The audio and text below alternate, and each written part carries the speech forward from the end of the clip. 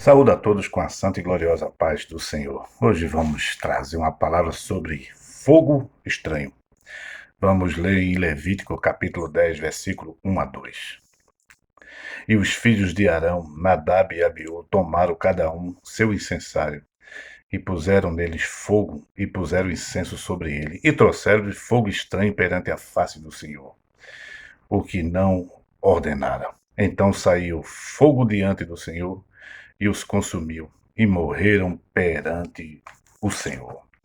Meus amados, hoje vamos trazer uma palavra sobre fogo estranho e o que representa fogo na cultura judaica, né? No povo judeu.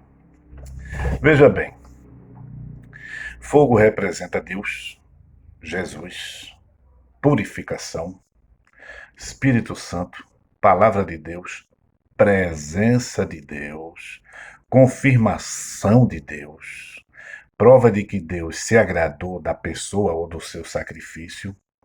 Então, para o judeu, fogo é tudo. É um sinal de aprovação, é um sinal que Deus está com a pessoa, é um sinal de Deus para a comunidade judaica. Então, fogo naquela cultura, né, é tudo. É uma prova, é um principal sinal. Você vai ver que quando Jesus começa a curar, os judeus diz assim no capítulo 16, versículo 1 de Mateus, e no capítulo 11, versículo 29 de Lucas, diz assim: dai-nos um sinal. E o sinal do céu. E o sinal era fogo descendo do céu para provar que Deus estava com Jesus. Então, sinal é tudo para o povo de Deus, para a comunidade judaica, né? Quando Caim ofereceu sacrifício junto com Abel, segundo historiadores estudiosos, como é que Caim soube que o seu sacrifício não foi aceito? Foi porque, segundo estudiosos, caiu fogo no de Abel como aceitação e aprovação, e não caiu fogo no de Caim. Então o fogo foi uma resposta de Deus aos sacrifícios. Então já vimos que não é todo sacrifício que Deus aceita, de todas as formas, que não recebeu de Caim. Por isso Caim matou Abel. Quando você abre sua Bíblia no capítulo 3, versículo 2 do livro do Êxodo, você vai ver que fogo consumia, o fogo pegava na sarça onde Moisés estava, mas não consumia, mas sinal de fogo. Quando você vê que Elias vai disputar com os profetas de Baal, a Bíblia diz que a resposta foi o quê? Fogo, né? Ajeitou, Elias arrumou o altar e o fogo lambeu. Então, o fogo era costume natural naquele povo hebreu. Tudo para eles representava fogo, aprovação divina ou não, né? Quando a Bíblia fala no livro de Lucas, no capítulo 3, vamos ler esse versículo, que ele é muito importante, Lucas 3, vou deixar bem claro para os irmãos, e o versículo 16 diz assim,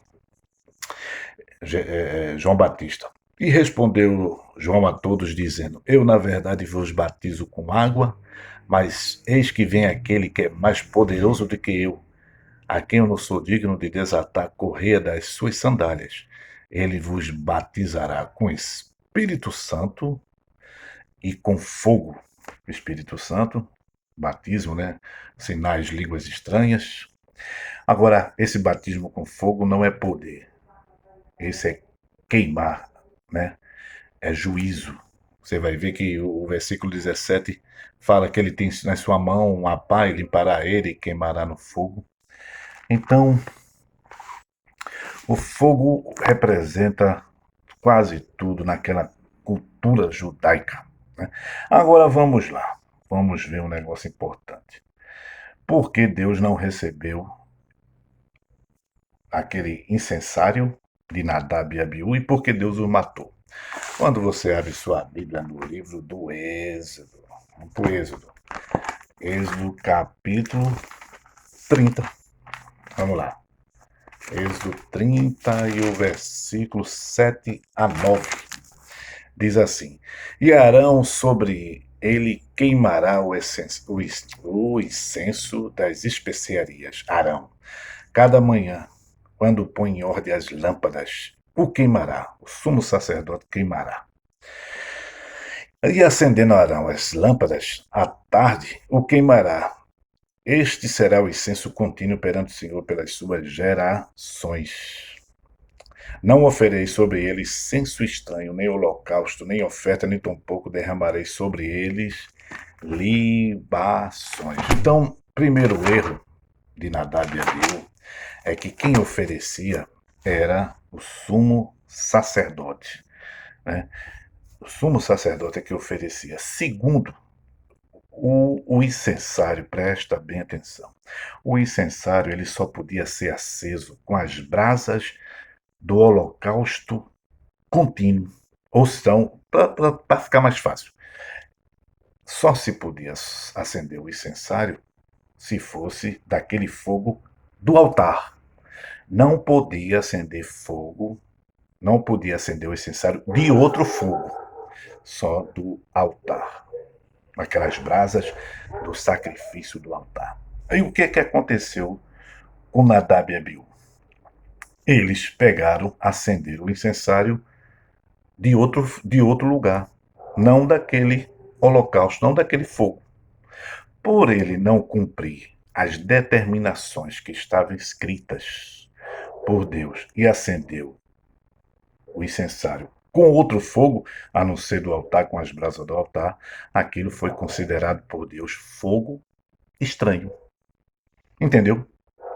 Então, quando ele vai acender o incensário e não pega do fogo do altar, das brasas do altar, e ele mesmo produz ele presta atenção que isso é muito importante. Ele mesmo produz o fogo para acender sem ser do altar, então aquilo foi considerado fogo estranho, né? Aí Deus os matou. No versículo 8, 10 e 8 diz assim: vinho ou bebida forte, tu e teus filhos não bebereis. Alguns escritores deduzem que essa ação dele foi produzida porque antes de oferecer, antes de acender, eles ingeriram bebida alcoólica, vinho. Então, pela força do vinho, eles produziram fogo estranho. Eles acenderam da onde eles quiseram e Deus não recebeu, né? Então, segundo os teólogos, pela força do vinho, de vez de pegar do faz brasa do altar, eles acenderam da onde não podia se acender, né? A gente aprende uma coisa muito importante, meu irmão, com essa leitura, é que só as boas intenções para Deus não basta. Ah, não basta.